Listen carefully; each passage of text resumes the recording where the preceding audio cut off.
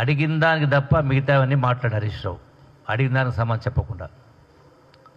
ఈ మొత్తం ఎపిసోడ్లో ఎవరు కారకులు ఎవరు బాధ్యులు ఇష్యూ వచ్చినప్పుడు, ఎట్లా అని వచ్చినప్పుడు ఇది కాంగ్రెస్ వైఫల్యం అని మాట్లాడారు. నేను దానికి సమాధానం ఇస్తూ ఒకటే మాట మాట్లాడినా. నిన్న మాజీ మంత్రి హరీష్ రావు మాట్లాడుతూ ఆయన మాటలోనే తెలంగాణ రాష్ట్రంలో వాళ్ళ 2014 నుంచి 2023 వరకు 10 సంవత్సరాల కాలంలో సుమారుగా 200 కిలోమీటర్ల టన్నల్స్ మేము చేసినామని మాట్లాడాడు. నిజామాబాద్ కరెక్టే కదా, ఆయన మాట కరెక్టే కదా. నేను అదే ప్రశ్నించిన.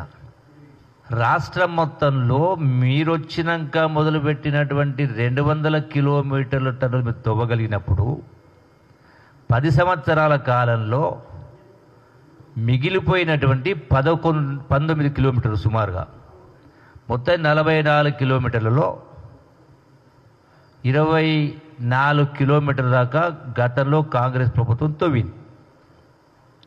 మిగిలింది 19 కిలోమీటర్లు.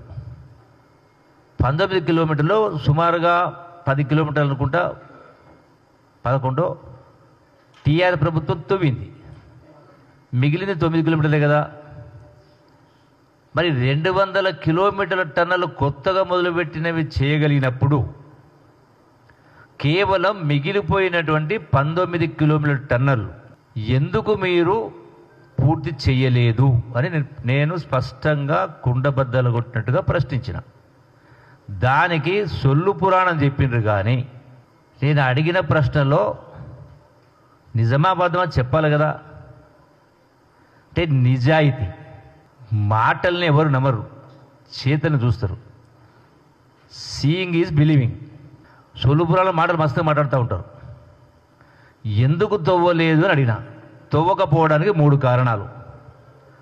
అంటే మీరు ముందే గనక ఊహించినరా, అక్కడ గనక సొరంగంలోకి వెళ్ళి నీళ్ళు వచ్చి ఆ మట్టి పడిపోయి కూలిపోతుందని ముందే తెలిసి తవ్వలేదా? పోనీ డబ్బు లేక తవ్వలేదా? 7 లక్షల కోట్ల పైసలకు అప్పు. మరి ఈ 2 కారణాల, ఈ 2 కాకపోతే ఇంకేం కారణం ఉంటుంది? ఇది పూర్తి చేస్తే కాంగ్రెస్ ప్రభుత్వానికి పేరు వస్తుంది తవ్వలేదా? ఈ 3 కాకుండా ఇంకేమైనా కారణం ఉందా?